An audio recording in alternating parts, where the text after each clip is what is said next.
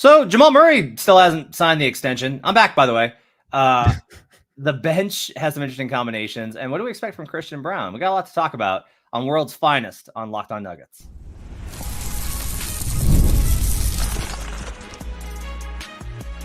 You are Locked On Nuggets, your daily Denver Nuggets podcast. Part of the Locked On Podcast Network, your team every day. Welcome to Locked On Nuggets, your daily Denver Nuggets podcast, part of the Locked On Podcast Network, your team every day. Thanks for joining us and making us part of your day. Appreciate you guys being with us Monday through Friday, as we are for most weeks. Last week, we had some problems between various complications of folks being out and the fact that I had pneumonia, and so I have not been able to do anything. I went for a 5-minute walk yesterday and almost fell over, so I appreciate you guys hanging with us, but we're back. We're ready to go. It's World's Finest with you on Labor Day Monday. I get those two confused too often. Labor Day Monday here with Matt Moore and Adam Mares. Today's show is brought to you by Game Time. Download the Game Time app, create an account, and use code LOCKEDONNBA for $20 off your first purchase. Terms apply. Download Game Time today. What time is it? It's game time. Close. I was very, very close to doing it together. I will set you up next time for that. There we go. All right. As I mentioned, I'm Matt Moore, senior NBA writer for the Action Network, co-host of Locked On NBA. I'm joined by Adam Mares. He's director of content for DNVR, and you can check out their launch of DLLS on the All Cities Network this week as well.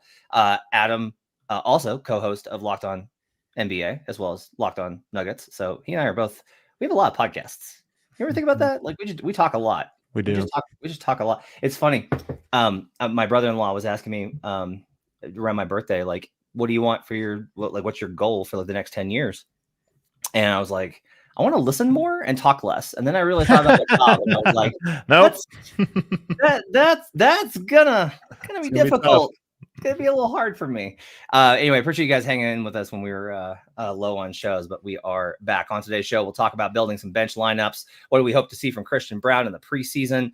And we start today with Jamal Murray. So Jamal Murray, first couple of days of free agency after the Nuggets kind of like wrapped up what they were doing after KCP left, like there was an initial tweet from Shams Charania saying like, oh, they're going to agree on a new deal and it's going to be a max and like that's just going to be done. And everyone's kind of like, okay, not the greatest time. And then it didn't happen. And then Jamal went to the Olympics and it was like, oh, after the Olympics, it's going to get done. Well, Calvin Booth came out and said, yeah, he did an interview, a short negotiation, and then quick negotiation. And it is, and in fact, it's been 3 weeks since the Olympics, and so 4 weeks almost, maybe more. Yeah, it's been a month since the Olympics, and yet no deal has been made. I have not checked in with people because I tend to give them the month of August off from my pestering, and so I wanted to ask you, what is your expectation here for this Jamal Murray extension, Adam? My expectation is that they sign a deal probably this week. And, obviously don't know that, but that's my hunch. That's my read on the situation, is that this is a thing that is a near certainty to happen, and that there's like a few formalities that are just waiting to pass. So again, I don't want to say that for certain, not trying to report that, but that is my reading on the situation. And I have a sense for a few reasons why it has lingered a little bit long, none of which I think are overly concerning. But I do expect it to be wrapped up by the time the team goes to media day. One of the things I believe very firmly in sports is that we tend to be like, oh, this is like a logical construct and therefore X. And so in the context of this, it's, well, they were supposed to get a deal done, but it hasn't been done yet. And it's been weeks. And there's been all this, Jamal has struggled and didn't look in the Olympics and all these types of things. Therefore, there could be problems and a hiccup. And the reality is, like, most times, whenever there's these kind of conversations about like, oh boy, I don't know if they're going to do an extension. Are they getting an extension? And then it just winds up, yeah, they get the extension, they get the max. And it just like, there was no real drama in the end. It was just like questions that we kind of had. Do you mind? I mean, look, I will say this, if this was Nikola Jokic, the deal probably was done immediately. I mean, I don't think that you just say, oh, it's nothing. I just think that there are reasons for the delay, one of which was, in my opinion, most likely the Olympics. You don't want to hand a guy, I mean, this happened last year with Vlatko, right? You hand him a deal and he immediately hurts himself. So I think that was one factor of it, but I think there were a couple other, and the team, like I said, I expect this to be wrapped up pretty soon, because I know, that if a deal is not signed by media day, it's officially a story. And when you go to media day, it's actually going to be line item number one that everybody wants to know about from everyone. So if you don't, for whatever reason, come to an agreement by media day, then you just have to be prepared for that to texture the entirety of preseason. Yeah. I mean, everyone will get asked about it. Literally every player will get asked about Jamal's extension. And Nikola will love that question, by the way. He would just be so excited to answer that particular question if he's there. I want to know if you feel okay answering this question. I didn't prep you for this. Are you willing to answer what you would like them to do with Jamal? Yeah. I mean, I never care about giving my opinion about these types of things. I think that these things are a lot harder than people realize. Like, it's not about, is he worth a max, which actually my answer would probably be, like, just in a vacuum, probably not. He's too inconsistent. He's too much of an injury risk, and he has let the team down most recently. So I would say no. But the other part of this is the opportunity cost. Well, what else do you do? And what happens if you don't sign him? And to me, that's why a lot of players get a max that either haven't earned it or you're giving it to them on speculation. Typically that doesn't happen in a second max. Like, so usually that's the first max. A player had 3 or 4 good years where they showed promise but haven't gotten over the hump, and you're betting on they will. Murray's in the unique spot in that this is a second max, and we still have the same question. All the questions we have about Jamal are the same questions you typically would have for a 23, 24-year-old. Can he become consistent? Is he going to grow into, like, the talent is there, but can he grow into this? You're not usually asking that for a guy that's been in the league for 8 years. My answer is yes, just because of the market economics you don't really have a choice. That's a really great point, though, about, like, the comparison of, like, with where he's at in his career versus a 23-year-old. That's a great point, Adam. And some of this is the injury. He lost 2 years. So some of this is like he gets, his development is 2 years behind, the same way we talk about Michael Porter, for example, being behind because of his injuries. I think from my perspective, I think that building in more outs for the team is probably worth it, just from my perspective of it's getting harder and harder, obviously, to sustain. And the new CBA makes it very difficult. And I think just having more outs is really important. Yeah. And so there's been a move a little bit. So Jamal's not the only player in this situation. Brandon Ingram, most notably, is just without an extension. And they're the same type of guy, by the way, same type of player. One of them plays with Jokic. And I think that Ingram is more consistent than Jamal, but he's not as impactful. And I would say I think Murray is more of a team player. Like, I think we can undervalue Murray and almost be too harsh on him, but he has sacrificed certain things. He has played up, I think he's just more of a team player than Brandon Ingram has been. Yeah, reliable even. I totally agree with that. Like I have a lot of as much as Jamal dislikes my presence, I have a lot of empathy for Jamal from the perspective of it's going to be hard to come out of Kentucky and believe that you're going to be like the next great scoring point guard, and you wind up having to learn how to play next to Nikola. And Ogie had some really great comments about how to play with Nikola as being more difficult than you think this week, and so I thought that was really interesting. And so I have a lot of empathy there for what? No, I mean, I just don't. That's not something I kind of resonate with. I mean, by all signs, he has struggled in every minute. It's not like he doesn't play without Jokic. He plays a lot of minutes without him. They're all terrible. That's true. But he also learned how to play with Jokic. That's what I wonder about. And that's a big positive to him, because that's why he's such a weird dichotomy, is he's actually better than most at playing with Jokic. Yeah. And worse than most at not playing with Jokic. So I'm with you. I expect the deal to be done. I kind of expect it just to be a max, and for everyone to be like, okay. If not, I will assume one of two things. One, that there's an injury that the team, was hoping would provide more clarity before the season went in, which is a possibility based on what we saw in the Olympics, where he just clearly didn't look like he had the same burst, or that there was some sort of conflict behind the scenes. Maybe Denver wanted terms that, he would not agree to, even though Calvin Booth indicated that was not the case, that there wasn't going to be a lot of terms and qualifiers. But like I said, maybe you reevaluate things because of some other piece of information that has not yet been disclosed. I would be pushing so hard for team options, and if I'm Jamal, I'd be pushing so hard against it because of his injury history, and just be like, nope, I want all the guaranteed money, all the guaranteed money in all the world. But you mentioned this, and Dragoon, I thought, put it really well. It's pretty much a no-brainer. Who can you get to replace Jamal for the same money? Free agency is like not a thing anymore. It's all trades because everyone gets locked up and extended, and there's just not a lot of options. Like, you couldn't lose Jamal next season. Yeah, but it's a double-edged sword, because and Windhorst had this on his podcast over the weekend or earlier at the end of last week, which is the moment you sign Jamal to a max extension, he is untradeable. And so, yes, you can't trade him currently for something, but if you sign him to that deal, you can't trade him until he rehabs his value, which you're banking on him doing. At the very least, you're banking on him doing that throughout the course of this upcoming season.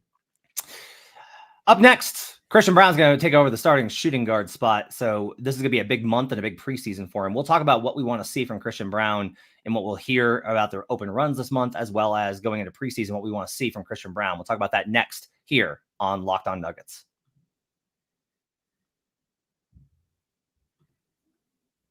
Let's talk about game time.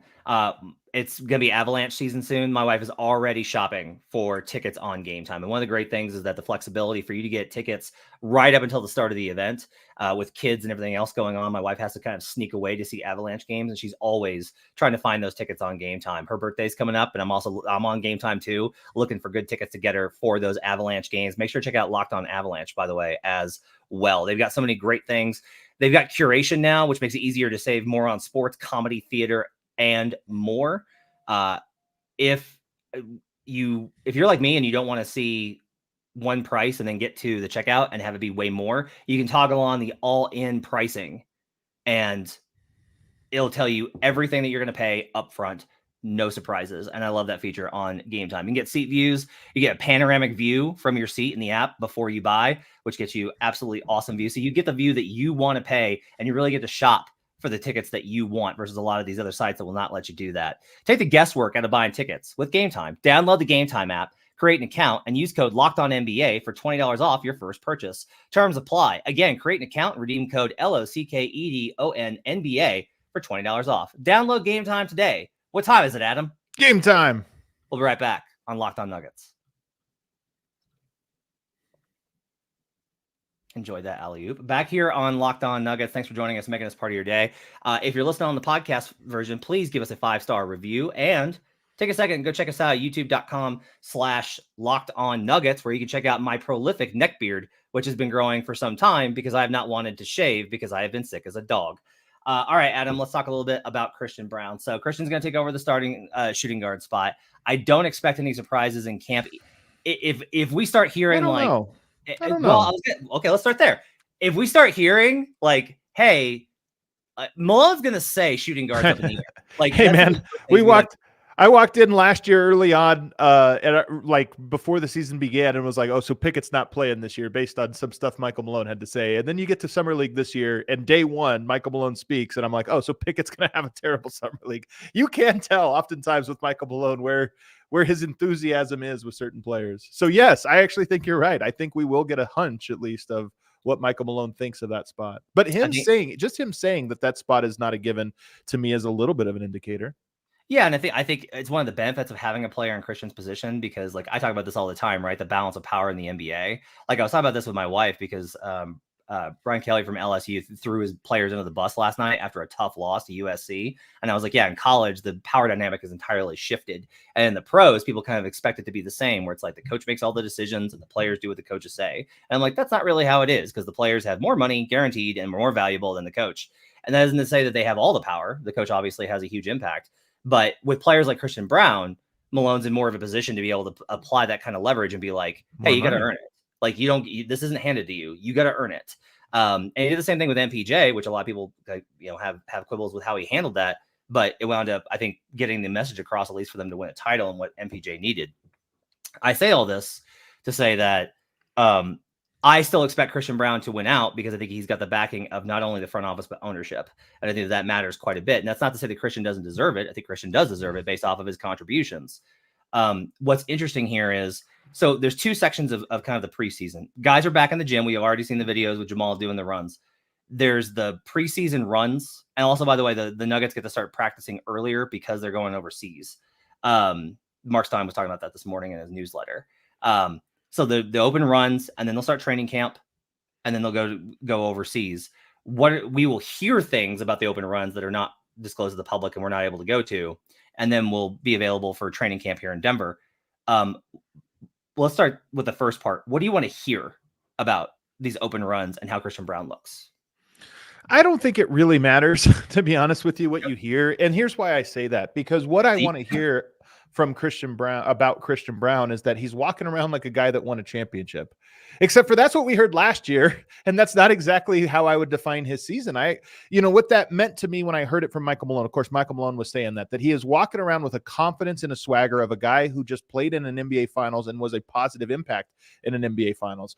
That level of confidence boost is what I want to see from him. This idea of, hey, he's been through 2 seasons now where he's been a real contributor, a night in, night out contributor for the team.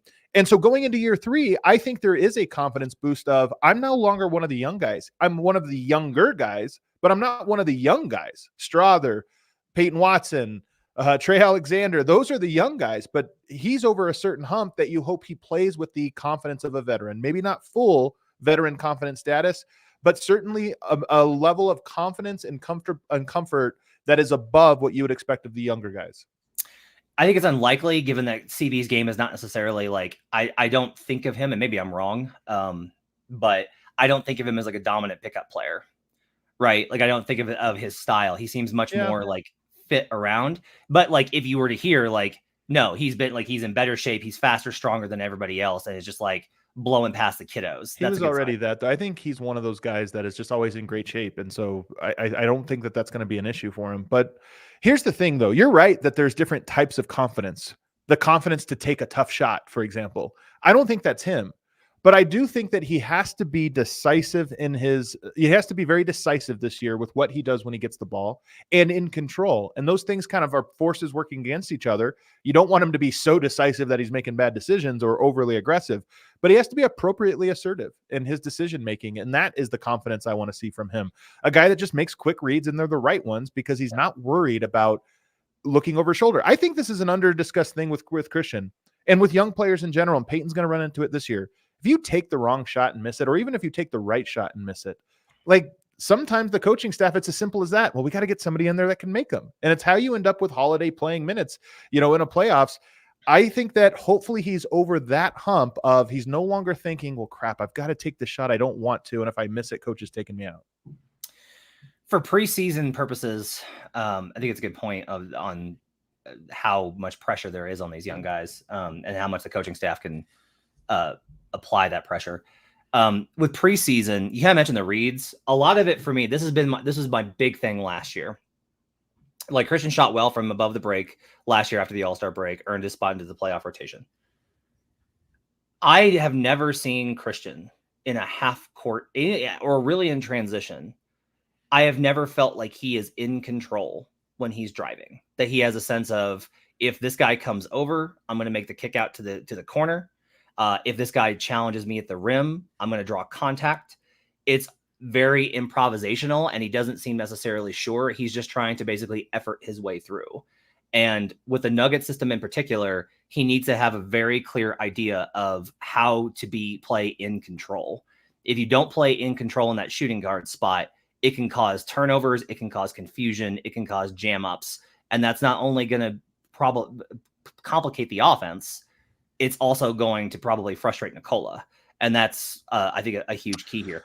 I think Nikola's actually going to like him. And one of the reasons I like playing with him, and one of the reasons I think is that we always think shooting, you're going to have this or that, skill. I think cutting hard is so underappreciated, and you need one guy who cuts hard at all times. And I think that's the best thing he can do. I mean, if he doesn't do that, he's going to hurt himself a lot. But to me, he needs to be the fastest and most constant cutter on the team, because that drags the defense, and his role might be like a fullback sometimes, just clearing the lane for the actual guy that's going to receive a pass. Yeah, he needs to be the opposite of those guys that play next to the isocentric dudes, right? Yeah, he doesn't need to be stay out of the way. He doesn't need to be. I'm trying to think. Play wing Derek Jones Jr. Right, last year for Dallas, where it's just nope, park yourself in the corner and just be ready to shoot. Right. You can't do that with Denver. You've got to be able to, apply pressure on the defense. And Christian knows this stuff. He's been playing in the system long enough. For me, it very much is about when he's got the ball. That's my concern level. It always is because there are also times he's a great athlete. Yeah. But he's not Christian's not an overpoweringly amazing athlete. He's a great athlete, but he's not one of the top guys in the league. And so I've seen a lot of times where he's challenged at the rim and been oh, I can just jump higher and finish this layup. And then he's gotten blocked because he hasn't been able to finish. Like that. I think he's a good athlete. He's a different type. He's not the springy type, but he has like a power type. He, and that's just a different type of athleticism. I think though, here's where I'm talking about though the decisiveness. So it takes what he needs to do defensively is apply all of his energy, right? It needs, if you were saying, where does your energy go? 90% of it is on the defensive end because he needs to be elite at that. But then I'm telling you that he needs to cut hard. Well, cutting hard that's difficult. That's taxing. So if, in his subconscious and even conscious mental calculations, there has to be a level of, well, I'm probably not going to get pulled out if I don't cut hard, but I will get pulled out if I don't defend well. So if I'm going to save energy, I save it on the cuts. And that's what I'm talking about is he needs to come into this season capable of being that hard of a player on cuts while not losing anything on the defensive end. And that's a big ask. And you hope that mentally he doesn't fall into a trap of feeling like I can't let coach get upset at me at something. So I have to play conservative, save my energy now. I need to write this down for preseason, for media day availability. That's a great point on the balance between energy on offense and defense. Before we take a break, I would want to ask you, you looked at the preseason schedule, and so he's going to have a pretty good run here of guys to defend. Can you run us through who Christian's likely defending in preseason? In Abu Dhabi, he will have 2 games against the Boston Celtics, which means Jaylen Brown, Derek White, probably maybe even a little bit of Tatum, Drew Holiday. I don't know if he'll guard Tatum, to be honest with. Maybe he matches up with Tatum, but certainly Brown and White are 2 good tests. You come back home and play the Phoenix Suns. Well, there's Devin Booker and Bradley Beal. Right after that, you get Shai Gilgeous-Alexander and the Thunder. And then after that, you get Anthony Edwards or potentially Anthony Edwards and the Timberwolves. Now, you probably won't play in all 5 of those games. And when he does, the opponents might not play in all of them. Right. But it's still enough games to say that he's going to have 1, 2, maybe 3 games where he matches up with an all-star who's a scoring all-star. And it'll be like, hey, you know what? That's a great challenge for him. I'm going to absolutely circle that Shai Gilgeous-Alexander game because KCP had a huge impact on defending Shai last year. No, that was one of the guys he couldn't guard. The first game. Do you not remember the first game? I do remember the first game, the one they won. I also remember the other ones. He got cooked. He's too small. He was missing in at least one of the other ones. Yeah, in one of them. In one of them he was, and in one of them AG was. Okay. Well, anyway, I want to see Christian Braun defend Shai. Regardless of KCP's performance, I want to see how CB does versus Shai, because to me, that's like those games are going to be absolutely massive. Like every OKC game is going to be a huge game in the Western Conference. Yeah. All right. Up next, we're going to the bench. The bench has got some options. They're different, at least. We'll take a look at what we think those options could be up next here on Locked On Nuggets.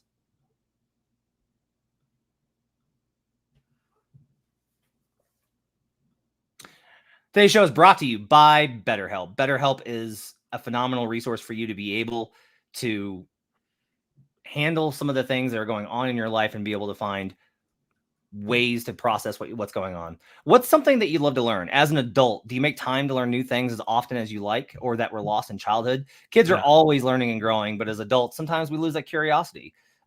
I have a whole bunch of things that I would love to learn. Like languages in particular is one that I really wish I had more time, that I just want to learn like every single language. Therapy can help you reconnect with your sense of wonder because your back to school era can come at any age. If you're thinking of starting therapy, give BetterHelp a try. It's entirely online, designed to be convenient, flexible, and suited to your schedule. Just fill out a brief questionnaire to get matched with a licensed therapist and switch therapists at any time for no additional charge. Rediscover your curiosity with BetterHelp. Visit BetterHelp.com/LockedOnNBA today to get 10% off your first month. That's BetterHelp, HELP.com/LockedOnNBA. We'll be right back on Locked On Nuggets. No, there it goes. Back here on Locked On Nuggets. Thanks for joining us. What? Can I just update here as I look this up? Yeah. KCP guarded him when he scored 40 points against Denver last year and guarded him another time when he scored 34 points. He was a -15 and a -16 respectively in those games. Okay. So I got dunked on a little bit. Okay. I'm just saying, because I remember that was one matchup, and it's KCP, as good as he is, he struggles against guys that could shoot over him. Like, it's just the size thing. And to be honest with you, Shai shoots over everyone. That's part of why he's kind of unstoppable. He's like really tall and just gets to a little separation, and he's really good in the mid-range. So I saw the first game with him. I saw the second game without him. I saw the third game with him, and I missed the fourth game. So I think that's probably why I got tilted. The game that you missed, or the game that he did not play, Shea had 25, 6, and 8. So he had a good game. That was the game that Denver lost by 1 point. Yeah, because I think Shea hit hit the game winner. Yep, that's right. Yeah, Shea's a bad dude, man. He's so good. All right, let's talk about by the way, starting in that game, do you know who replaced him? Who? Justin Holiday. Oh, it was a -8 in that game. Justin needs a gig. Why is Justin on a team? I like Justin. Love covering Justin last year. Because he played too much last year. That's why he's not here. Oh. All right, let's talk about the bench. So the bench has got some new combinations. Obviously, Russell Westbrook, Dario Saric as well. What are some combinations on the bench that you are hopeful to see this season that you think might work? So this starts with the assumption that Westbrook and Saric are both playing, and both are like how you build the roster, right? I mean, that's what I'm assuming, because Jokic is off, Saric is probably on, unless you think DeAndre Jordan is competing with Saric or Zeke Naji is competing with Saric for minutes. So can we just establish this? Do you think that is the default setting, or do you think it's almost certain that Saric is the backup center? I think Saric is the default backup center. I also think that in lineups, when they face really big lineups, Malone's still going to go to DJ for rebounding. Here's the thing. Saric and DeAndre Jordan are nothing like each other. And so when you start building lineups, especially for Russell Westbrook, it's completely different who you're going to put out there. And I will say, as I've said many times, I'm not sure what Saric is like. I'm not sure he's bad next to Westbrook. To me, it's hard to envision those two playing together because their styles are so different. DeAndre Jordan, I can picture. Just roll to the rim, lob threat. That's like one of my biggest concerns here is like, I don't have a recollection. I'm sure that there have been games, times, experiences, lineups through the years of Russ's career. I probably need to go back and look at the minutes with Ibaka without Adams. But like Russ has always played with a rolling big. Always. Steven Adams, Clint Capella. Steven Adams is not a rolling big though. He rolls into the floater zone. It's different. That's different than let me restructure that. Not a roller. A big screener. Yeah, big screener. Hard screener. He's always played with hard screeners. Capella's a good screener. He played with him in Washington. He played with him with Zubac, right? He didn't play with him much that was one of the problems, I think, honestly, with the Lakers is like they went to Anthony Davis at the 5, and Davis is a good screener, not an elite one. And so like that combination, like I'm just really interested to see how that's going to work. Like who screens for Westbrook if they are not playing DJ? That's a really interesting question for me. Yeah. I mean, that's a fair question. Do you think Saric can be that? Like, does he have that in his game? I think he can. I think they can. I think he can slip screen really well and go screen. Well, I mean, that's the other type of screening I'm saying. But right. you don't think he can adjust? I mean, he hasn't been the most durable player, so maybe that's part of it. I don't. I really don't. Which is like why I think Holmes. Okay. Another reason why Holmes' injury sucks. Yeah, Holmes was thicker than I thought he was when I saw him in person. He wasn't. I thought he was a twig like Jared Vanderbilt. He was a sturdier guy. So the next thing, what do I want to see? I want to see Michael Porter stagger, at least early on. I would love to give it 15 games, like a good sample size. And large part is if you're going to play Russell Westbrook, you need shooters out there. We've thrown Jamal out there enough for me to feel like he is not getting maximum value as a spot-up shooter off of a lead ball handler. So for me, Michael Porter is the next guy. And on top of that, I also think that he's a guy that you can lose off of the starting lineup. I think the starting lineup can afford to like play a slightly fewer minutes with him. So that's my next step in this process. So I want to really kind of hone in there. Are you ready to? They're not going to change it. I don't think. I'm just like assuming Murray's going to play with the bench because I don't know why. I don't know if that's that one. I don't know if it's coaching or Jamal. You don't think we might have turned a corner on that? I'm hoping. I think we have. Like, I've been on this train for a year a year and a half. It was like midway through the title season where I was like, just handcuff Jamal to Nikola and just play those two together and have those two like mirror each other. And it's not that, it's not that Jamal needs to be handcuffed to Jokic, but we have a lot of evidence that Jamal, for whatever reason, can't bring those lineups up. And so if it's not like, I don't know what the value is. But think about it this way, because it's so hard to make lineup combinations. Do you think you could ruin a Murray, Jokic, Aaron Gordon lineup? Like, do you think you could ruin it? No. I don't think so either. I mean, unless you put a ball hog, right? Somebody that was taking the ball out of their hands. But outside of that, just like bad spacing or whatever, I don't think so either. You definitely can lessen it or strengthen it, but I think that lineup will figure things out. And that's why I think, okay, those three together, now let's go to the bench. Michael Porter goes over there.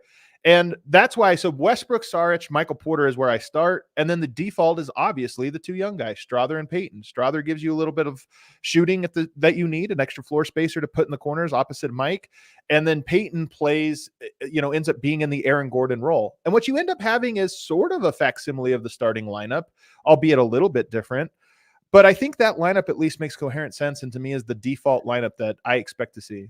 Kind of having this conversation made me realize something. The bench unit's identity, and it's been bad, but the bench unit's identity when it's been good has been get stops, great defense, run, right? With CB starting, you're going to lose some of that.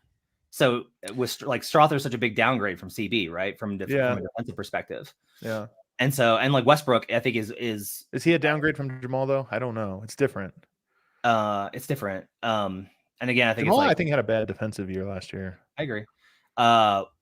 One of the things that I want to ask you this: do you think Payton can play two guard? Because like I think so. But I don't think you can next to Russell Westbrook. Like that. Now you're talking about the shooting being a little bit weird. That's why Julian is there. If you're talking about the starting lineup, I think he probably could. And I think that's why Malone is hinting at maybe it's not so set in stone. If we do like an inverted kind of like model of this, I did have this lineup that I'm interested in, and it's Westbrook, Payton, MPJ with Vlatko and Saric. Yeah. So that's like basically like that's a small ball, big line. It's a big small ball lineup with shooting at 3, 4, 5. Well, the default one that I just put out there is also big, by the way. Julian Strawther 6'7", so 6'6", 6'7". Peyton Watson, Michael Porter are both really long. Yeah. The one you're talking about is a little girthier. My only thing that I wondered, I don't know this, but I think that there are lineups I would throw out there with Saric and Vlatko because I think they could both play. And by the way, maybe even Zeke. It's a whole new year. Maybe it's a Zeke year as well. But just two big players in those spots that are both power forwards naturally, it could work. The problem is, can it work with Westbrook? Like, I buy it, except for that last part. That's not a lineup I would have given Westbrook. Yeah. I will be curious to see what I don't look when I did this exercise, I didn't even consider Zeke. Like Zeke is just like out to me. He is just on the roster. And if that changes, I'll adapt. Like I'll adjust based off of like if he has I hope he has a great camp. I hope he's able to reclaim things. I hope he like turns a corner on his career. Right now, he's like dead money. Well, yeah. I mean, you might be right. Denver desperately needs shooting, and this needs to be a year where he is both asked to and hit shots. Because here's the bottom line, Matt. Somebody's going to play. Here's the end of the bench. Holmes out for the year. Pickett out for life. DeAndre Jordan, circumstantial, right? Like he only plays under certain guys, and that means you have Vlatko Cancar, Zeke Naji, and Hunter Tyson. That are the guys that seem to be the default. Okay, they're going to have chances because we have to complete a bench unit that doesn't wholly make sense. So we have to experiment. I think all three of those guys actually get minutes this year. And Hunter Tyson, while I don't know that he's an NBA player and I don't know that he's going to be this or that, I do know that Nuggets need shooting and that he can go out there and be like, okay, they just need me to let it fly when I'm open. Does he really make less sense than Vlatko and Zeke in that capacity? If you were saying just shooting, we just need somebody in the corner dragging a defender out. Isn't he the best of those three options for that one skill? Zeke? No, Hunter Tyson. Yes. I'm saying Hunter, if you just need somebody in the corner to drag a defender out there to open things up for everything else you're trying to do with Westbrook and everybody else, at least he has that one skill. I mean, he obviously costs you in other capacities, but it might come to it where it's, hey, we just went 10 games where the bench unit can't get open because there's 4 guys in the paint. I miss when I was able to talk like before I was like, covering a team day to day and like so embedded in like the politics where it's like, I miss being able to be like, this is probably the answer. Like, this is what they need to do because I'm like, yeah, no, Hunter's probably the most reliable option there. He's not going to play because that's not how this works. But there's so many guys that's not how this works. I mean, Pickett is that guy. Holmes is injured, and Hunter. You can't take 3 guys out. Now, hey, maybe the answer is honestly Trey Alexander, and he just gets elevated into this role where it's like, wow, he's playing on opening night, huh? He's part of the top 10 in the rotation because Michael Malone just says that's our real solve is Trey can shoot, so we'll play him next to Westbrook. God, can you imagine like Malone going the exact opposite way? Like, hey, I'm going to play Trey Alexander and Strawther together. That's what I'm going to do. I'm going to play. Yeah. By the way, yes, I can, because I think that there's this expectation of Michael Malone that he's a guy that just wants defense and hard-nosed guys and scoring. Who cares about scoring? If we can win 1-0, we'll do it. And I don't think it's true. I think Michael Malone is a bit of a shooter. Like he would play 5 shooters if he can. So to me, could I see it? Yes, I could. I could see it. Ken Goldman in the comments says Strother's completely unproven, and Adam makes a lot of assumptions about him being playable. Have hope for him, but not convinced. Dude, nobody's like Strother. This is my point. So it's crazy to say this. This is my point that I'm like Strother. I haven't seen that he's capable of playing 82. The difference is there's nobody else. Yeah. The other thing I will say is, I think that last year I look at Strother's season as largely like what I would expect for how Malone has treated rookies. Like he wasn't good enough to establish himself as like has to play. It was above for me. And then he got hurt. Then they had championship expectations and they shortened the rotation. Like nothing about Strother's season surprises me. And here's another thing is I do not get the sense that the team is like unlike Pickett, right? There's not a sense that the team's just like, yeah, that's not going to work. Like Strother seems to be in, and Colin last year is a good example of if you are part of the team, if you are consistently like, if you're a member of the team and you're in on the locker room and you've put your time in and done the work, that like you will be more secure than some of the other guys. And that's one of the, like, that to me is like the kind of the differentiator between the guys that I think are in the rotation and out. Is there are guys that are in that everyone on that team is like, yeah, we could trust this guy. I want to go to battle with him. And guys that they do not feel that way about. Yeah. Okay. It's going to do it for Locked On Nuggets. Thanks for joining us. Appreciate you guys being with us on Monday. Swipe with you tomorrow. We'll be back on World's Finest on Wednesday. Glad to be back with you guys. We'll be getting you set for all stuff throughout the rest of the offseason, heading into training camp at the end of the month. We are weeks away from Media Day. It's going to be very exciting here in Nuggets land. Thanks for joining us. We'll see you guys again next time on Locked On Nuggets.